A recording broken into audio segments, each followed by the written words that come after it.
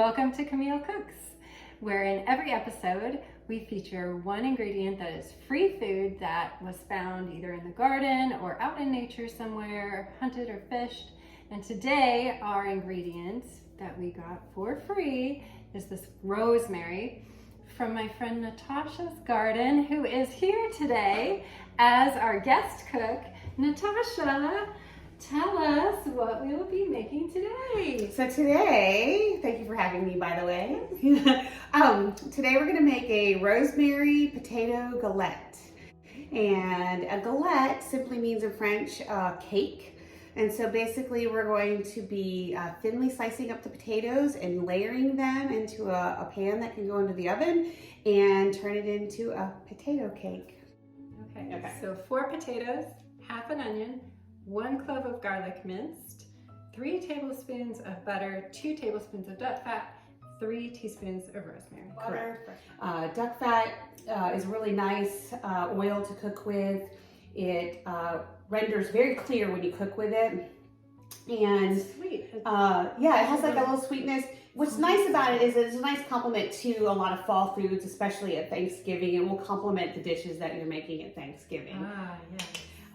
You can make this recipe with bacon renderings or pancetta, which is the Italian bacon renderings, or you could just do olive oil and butter. And to get duck fat, you can't really just find it at any grocery store. I ordered it on Amazon and it got to me in 24 hours. Okay. Yeah. Thanks, Amazon. Thanks, Amazon. So we have peeled and sliced our potatoes, and they're thin in these tiny little thin slices because we have a mandolin. Yes, we used a mandolin to make the potato slices super thin. If you don't have a mandolin, no worries. You can use a food processor. That works just fine on the slicer. You can do it that way. Or if you got a really good hand and a really sharp knife, you just gotta go, get them nice and thin. Thin's the word there. As you slice them with the mandolin or your food processors, put them into a bath of cold water. The cold water is a nice little trick that renders some of the extra starch that will be in the potato. And you can use this same little trick or technique for your mashed potatoes at Thanksgiving as well, because it will take some of that starch out, some of those sugars, and your potatoes will be less gummy. Okay, the next step is to dice an onion. Hold the head of the top of the sprig and you take your hand or your fingers and you slide it down, chopping it up because we want it to be little bits. So now as your pan warms up, you can put the butter in. Okay. Yep. Butter. We have the duck fat. And that was 2 tablespoons.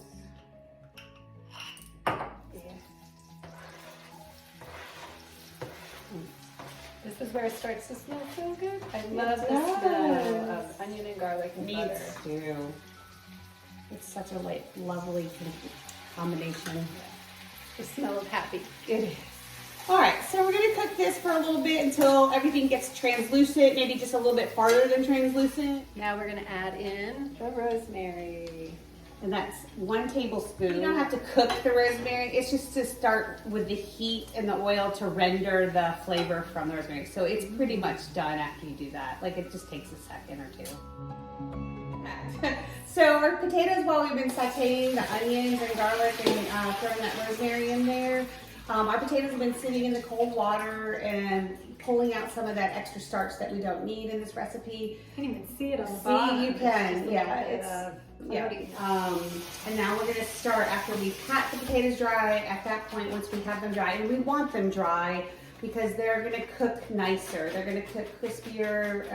We don't want them soggy. You know what I'm doing? What are you doing? I'm gonna pat a cake. So we're using the exact same pan that we just sauteed onions and garlic and rosemary in. It still has a little bit of the fat on it, but you're gonna wanna just make sure that the sides carry all the way up so that your potatoes don't stick to your pan. You're just gonna go around and around and around until you fill in all the holes around and then you're gonna fill it in. Oh, it's so pretty. It is already, and that, you know what's not, and that's what's nice about this recipe is that it ends up being a really pretty pattern. It's kind of like a rosette. Just put like a teaspoon of, maybe 2 teaspoons, just kind of sprinkle it around and just make sure that every little potato gets a little fat love. Like a little pinch of salt and just squish it around. Exactly. Are you gonna make the sound? Yeah. Give it a little zhuzh. Oh, I like zhuzh. Zhuzh. All right, so we're just gonna do another, I'm gonna let you do this one. Okay. Yep. Layer the potatoes in a pretty little circle around and around. You're just basically gonna repeat this until you've either reached the top of your pan or run out of potatoes. And every once in a while, we're gonna push down, there we go, when they're blank like this. And cook it for 45 minutes. 45 minutes Uncovered? uncovered to 60 minutes, just depending on how golden brown you want it on the top.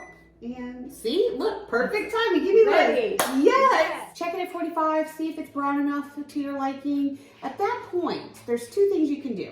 You can leave it as is, or some methods take a cookie sheet, dump it out, and cook it on the cookie sheet.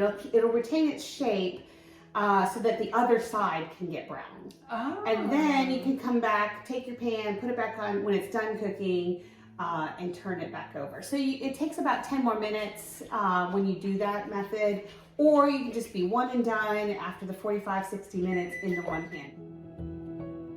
Here we have it.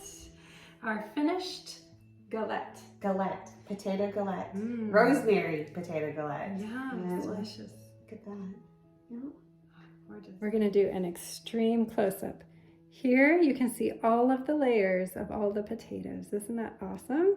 All right, let's dig in. Bon appetit, as Julia Child would say. Yes. Thank you. Oh, yummy goodness. Cheers. Cheers. Oh, it's so buttery and soft. With the herb, it's so fresh. That's really good. It's really good. Natasha, I'm so thankful that you showed me how to make this. I'm thankful Thank that you you for coming asked over. me. I love it. Happy Thanksgiving. Happy Thanksgiving. Thank you for watching. Thank you for Remember watching. to comment and like and subscribe. Absolutely. And hit that bell to get notifications for the next release video. Good job. Thanks everyone. Bye-bye.